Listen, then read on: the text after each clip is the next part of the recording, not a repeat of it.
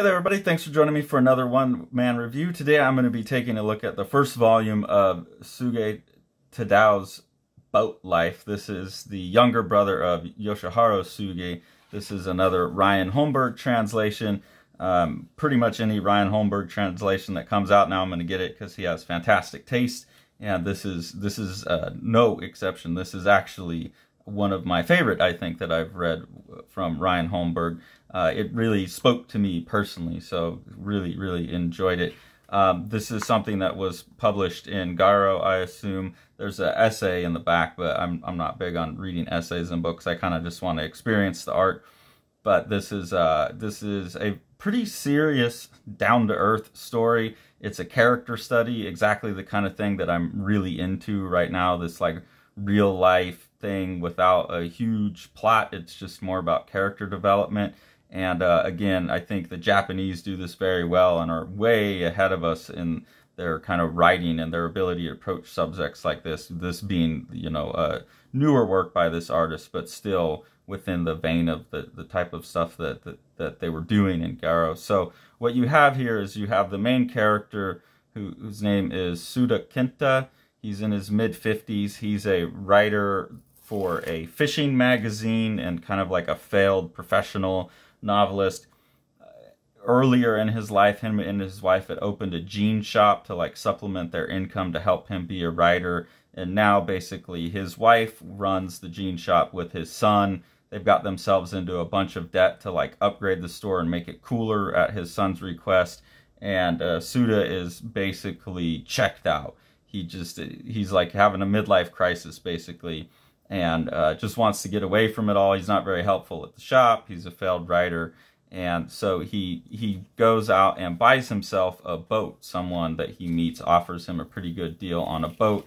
And he builds up like a little shanty in the boat so he can live on the boat. He puts up like a tarp and so he can cook and things like that. And 3 days out of each month he goes and lives on the boat. And that's pretty much like his escape from reality. His escape from responsibility and things like that. His way to go find peace and quiet. So this isn't like the premise that I just laid out isn't something that you're like, oh my god, this sounds awesome. It's a 300-ish page book. 320 page book, and it's a volume 1. Like, how is this story gonna play out to justify itself? You know, there's no like plot thread here really. And what I enjoy about it is seeing how inventive Tsuge is with his writing and always being able to come up with a new scenario to keep you interested. And that the dialogue and the kind of just characters that you get introduced to are compelling enough as characters, as people, as persons that you want to keep reading and find out more about them. Also, there's just moments of dialogue that I find to be very kind of wise and piercing about, especially, you know, like in this instance here, what happens when you hit that midlife crisis and things get overwhelming. So here the main character is speaking to this priest, and this priest is kind of obsessed with women, kind of a perv. He's trying to tell Kenta about these you know, porno actresses he's into. And he asked him why he started living on a boat. And he said, it's hard to explain. I wanted a lifestyle that would allow me to shed some of the trivial burdens I had accrued over the years. And the monk says, keep it simple, as they say. A desire to live deep in the mountain forests, far from society, seizes us all at a certain point in our lives. Perhaps you have reached that age. And he says, I don't know, maybe. I hate to admit it, but maybe I'm just making fancy excuses for wanting to run away from everything. And I really feel that, you know, over the last couple of years, I think Tori and I have both fantasized about just going and having a gigantic property where no one can get to us, or escaping into the woods and living like hobbits or something like that. Especially with the way the world is today, that's very tempting.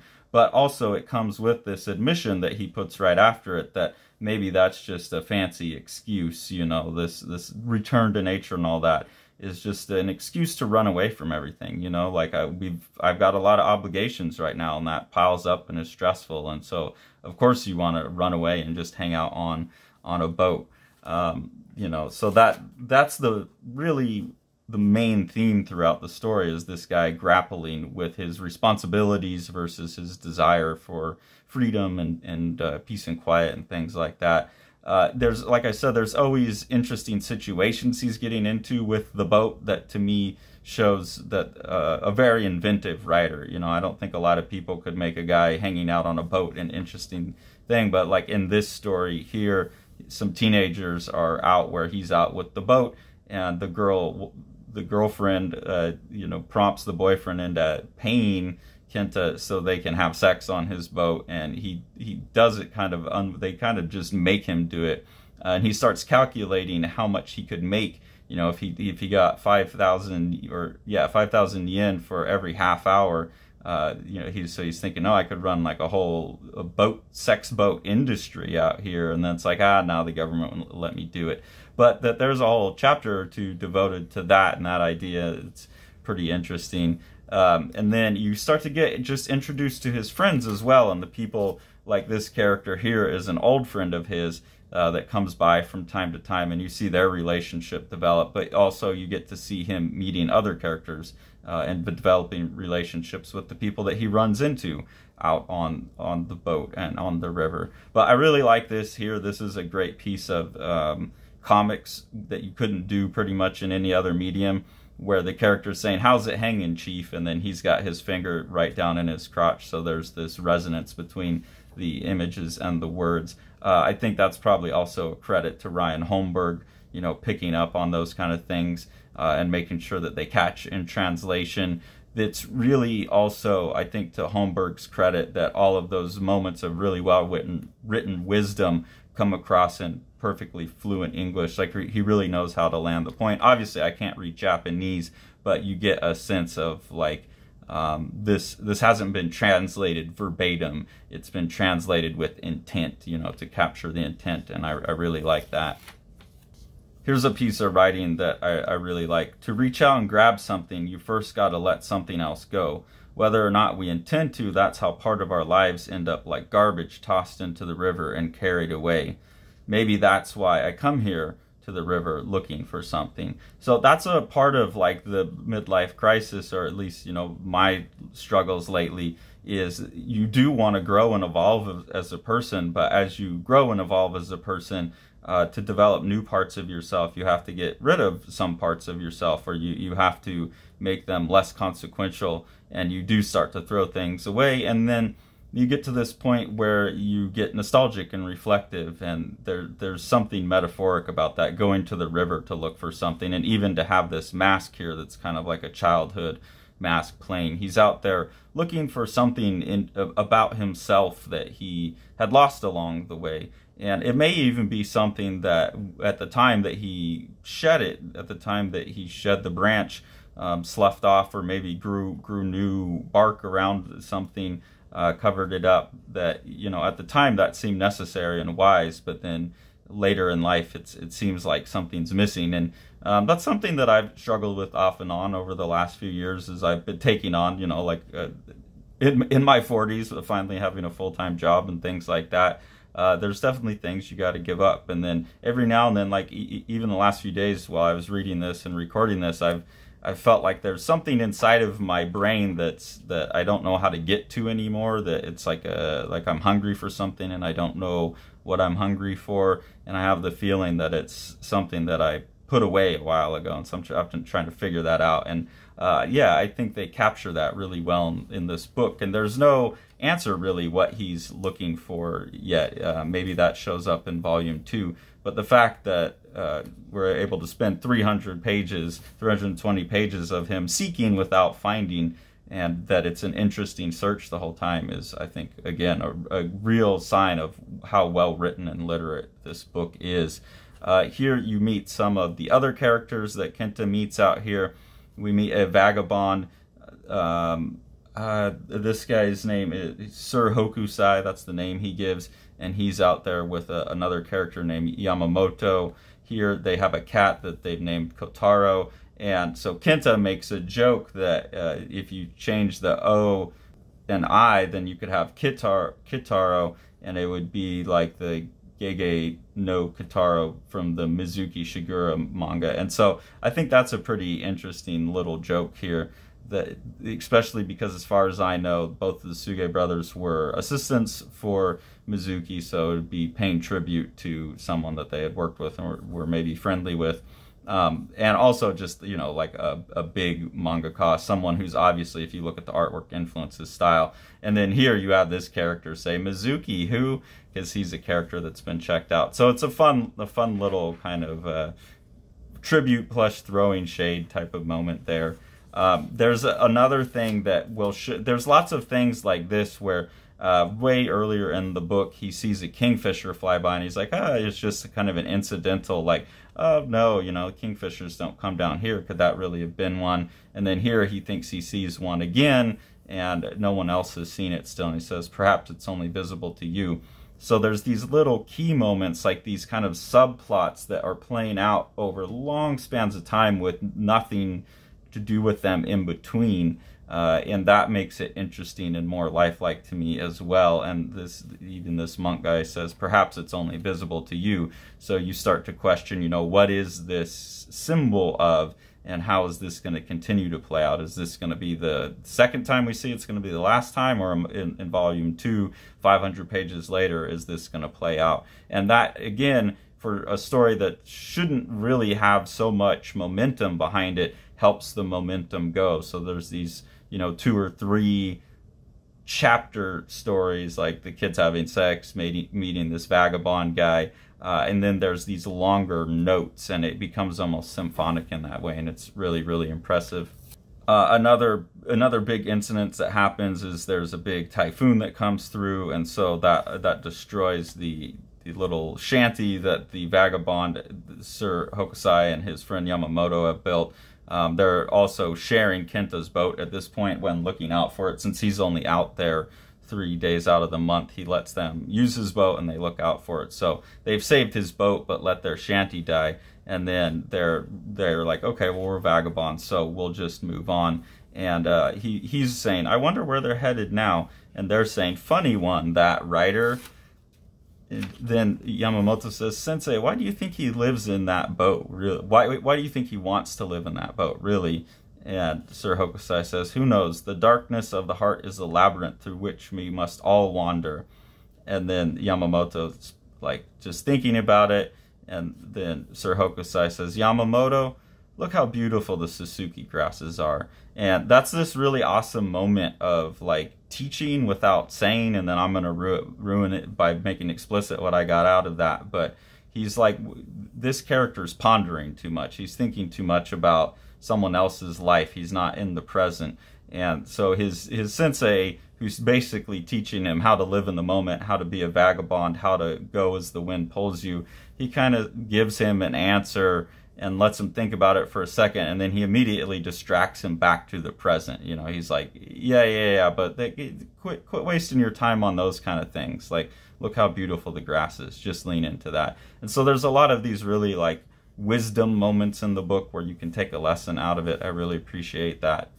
The next kind of big plot arc is that Kenta runs into this character here who's running around out by the river, out in the fields, picking up all of this debris and making this large sculpture out of it. Here's a sculpture he's already put together, but there's a bigger structure that he's building out in the grass that no one can even see because the grass is there. And that just, again, creates a very interesting like plot to keep this all going. It's a character that he meets, they become friends, they share wisdom back and forth, they share ideas, and all of that is really well written and interesting. But there's this kind of larger structure of what is he doing out here that keeps it all interesting. So you have them, I'm going to jump ahead here, you have these moments where you're just kind of learning about in the midlife crisis, like Kenta and his friend here are coming out and now just doing some manual labor to help this guy, and they're really like enjoying using their bodies again. And that's another thing that I've been finding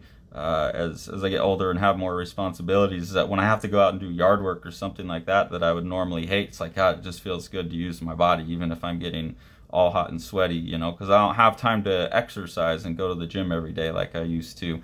And to see that showing up, these older guys in their 50s, you know, beating their bodies to hell, but it's giving him a sense of youthful vigor. Like, that resonates with me. So that was a really kind of, again, touching storyline for me. But also, this is really fun. I think I've talked about it in one other video, but there is a place like this, or at least there used to be. I don't think it's been torn down. I've been there as recently as 3 years ago. But the bulb, the Albany bulb in the Bay Area, it's a little bit north of Oakland and Berkeley. In Albany, El Cerrito, there's the bulb, and what it is it's not even a piece of land. It's literally a trash dump that's so big that it formed like a little like pathway out, and then they call it the bulb because there's a big circle at the end, and it's where they were dumping trash from San Francisco, I think initially from the big earthquake in the early 1900s, and then they used it as a landfill for a long time. They're just dumping trash into the bay, and then at some point it became illegal to dump trash there, and they could only dump plant matter. So now it's basically like almost an island just connected by this little land finger that sticks out, and it's entirely made of old building debris and then dirt and plant life. And it was occupied by homeless people. A bunch of kids dropped out of Berkeley and went out and made like a little community out there where they were building structures with the old concrete and stuff, just like this character is. And when you go out there, there's all kinds of sculptures and stuff like this made out of trash. And the first time I stumbled into it, I had no idea it was there. And it was very magical. And they kind of talk about that here, how it's like wandering into this kind of dreamlike land. And that was my experience at the bulb. I just went out there. I didn't know what I was getting into. And so there's a lot of similarity here with all of this trash piled up that this guy's making this structure out of.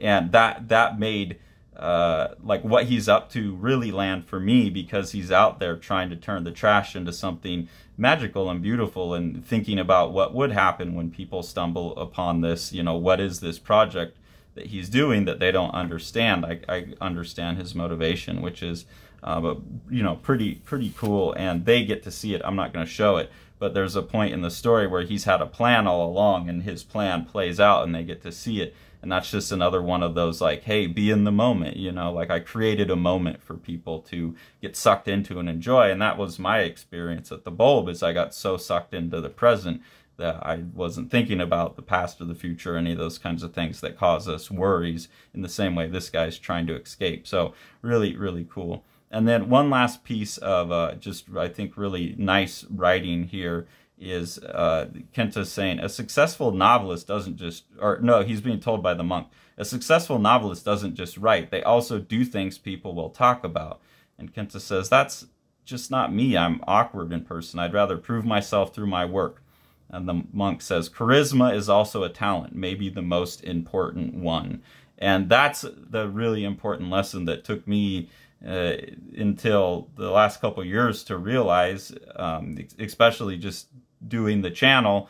I've realized that, yeah, especially these days, like I sat around making art, you know, as probably as good as what I'm making now for a long time, but I never did anything to promote myself. And I made the mistake of thinking, like, I'd rather just prove myself through the work. The work will speak for itself. But I was always very reluctant to be a promoter. That always felt gross and icky to me. And I've found out over the last few years how important that is, especially in today's, you know, world. And so that idea of developing charisma as a talent, I don't know that I'm particularly charismatic, but at least like learning how to promote yourself and stuff. And Kenta is like, maybe you're right, you know, like I got to go get famous and establish my name, and then I could sell some books. Like I could write all the best books in the world, but if people don't know to go looking for my name, it won't matter. And so I think that's probably a lesson that all of us could continue to work on. You know, we could all be better promoters of our stuff and not see it as a gross thing. Just see it as, you know, that's part of your art, is you have to figure out how to get it out there and how to do that in a way that's still honest to yourself, and, you know, is synced up with something about the art. You know, that's the ideal way to do it, I would think. So it's interesting. This book is full of interesting thoughts like that. It's got, you know, you can see the art throughout. It's really great cartooning, kind of Mizuki-like, but there's also just these moments of like serenity and beauty throughout that aren't too overly rendered. This is probably the most cross-hatched, over-rendered moment in the book that I just happened to flip through. But just all of this kind of serenity and this temptation to stop and just observe the small things, the beautiful moments in life, that beautiful tree sticking out of the water. I think there's a real focus on that in this book. So really, really enjoyed this book. Like I said, pretty much anything Ryan translates, I'm definitely gonna read, and anything by either of the Tsuge brothers is always great. So this is a fantastic read and something that I think really, really, you know, not only is it a great book, but it came to me at the right moment in my life. I had actually tried to read this over winter break and was getting distracted by a lot of other stuff and set it aside thinking maybe me and Sean would talk about it. And I happened to pick it up on a week when I'm also kind of in the same state as this character. And so it's always nice, not only when you get a great book, but when you get a great book that comes at the right moment in life. And so that was definitely this for me this week, and I really appreciated that. So thanks for hanging out on my shelf, Boat Life. I appreciate that. If you all enjoy what we're doing here on the channel and want to see more reviews like this, there's two ways to support us. The first is through our Patreon. We have 2 different tiers of engagement there. At the first tier, you get early access to our videos. At the second tier, you get exclusive previews of the graphic novels that Sean and I are working on, as well as the ability to vote in and help control what happens in our ongoing webcomic experiment, Pranay Day. Any of the money we make from Patreon goes back into helping us buy the books that we review, so that keeps the channel going and lets us put money in other creators and publishers' pockets, so that's all really, really appreciated. If you want to support Living the Line itself, the best thing to do is to buy some of the books that Sean's putting out through Living the Line Publishing. So we'll go ahead and take a look at one of those now. Plaza by Yokoyama Yuichi. This is translated by Ryan Holmberg and is very large for a manga. So that's a really cool feature of this book, this standard manga size. And this is just a 200 some odd page representation of what Yokoyama Yuichi thinks of the Carnival Parade, and he's just made this like relentlessly loud and rhythmic book that pushes all kinds of amazing boundaries of what comics and manga are, and we could not recommend this book more.